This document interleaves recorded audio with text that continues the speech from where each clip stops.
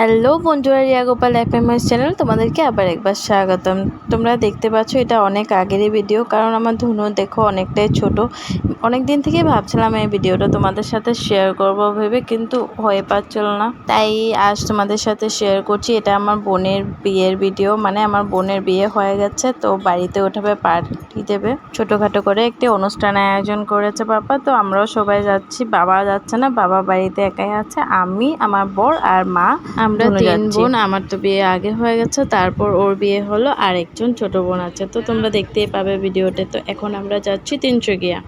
তো আসাম তিনসুকিয়া আমার বাড়ি। তো আমরা বাড়িতে যাচ্ছি, মা আর আমার বর আমাকে দিয়ে এসে যাবে, তারপর বাবাও যাবে, বাবা গিয়ে একবারে নিয়ে এসে যাবে। বিয়ের পর বোন আজই প্রথমবার বাড়িতে আসবে, তো তার জন্য কিছু মানুষকেও ডাকা হয়েছে। কিছু মানুষ বলতে আত্মীয় স্বজনদেরকে ডাকা হয়েছে, কারণ কাউকে তো বলা হয়নি বিয়ের সময়, তার জন্য।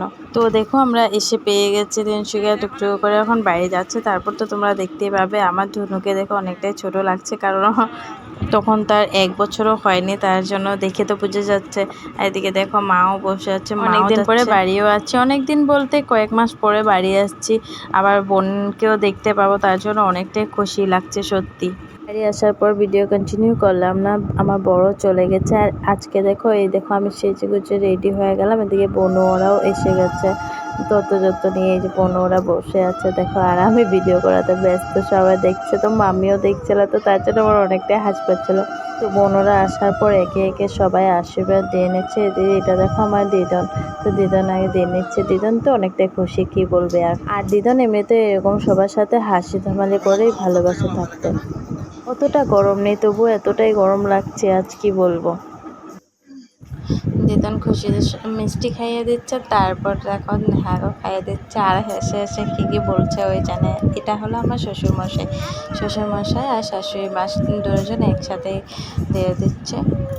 তোমরা ভাবছো যে সবাই আছে, যখন মা পাপা কেন নেই, কারণ মা পাপার ভিডিওটা না আমার কাছে পাচ্ছি না আমি, তার জন্য তোমাদের শাশুড়ি মাকে তো তোমরা অনেকবারই দেখেছো। এই যে শাশুড়ি মা এসেছে, তো বাবাও আজই এসে গেছে। আর এদিকে দেখো আমি আর মাসি একই সাথে দিয়েছি। আমার না অনেকটাই কেমনই লাগছিল, কারণ আমি তো আগে কখনো এরকম দিইনি, আর এবার তো বড় বড় বলে মান দিচ্ছে সবাই, তো বড় বলে দিচ্ছি। আর একটু আনন্দ হচ্ছে নিজেকে দেখে, বড় হলে একটু সম্মান পাওয়া যায়। এদিকে দেখো রান্নাবান্না প্রায় হয়ে গেছে, এদিকে বেগুন ভাজা হচ্ছে, তারপর রান্না প্রায় শেষ হয়ে যাবে। আর বোনরা এখন সবাই বসে আছে, কথা বলছে সবার সাথে, সবাই এসেছে, সবাই মিলে কথা বলছে।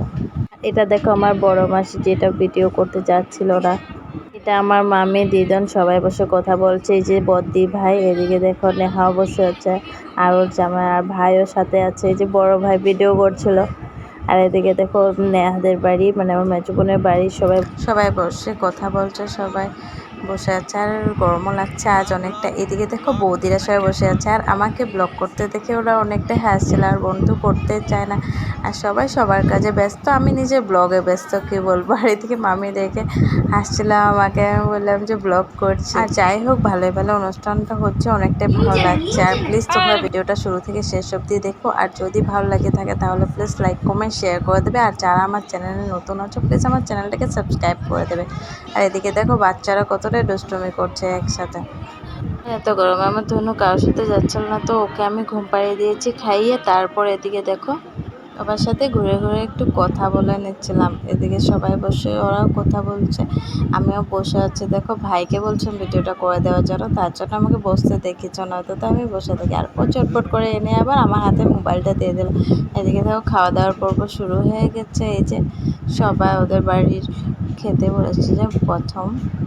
আমি এখনও খাওয়া দাওয়া করিনি, আর কিছুক্ষণ পরে খাওয়া দাওয়া করবো। এদিকে দেখো বাবাও বসে গেছে ওদের সাথে।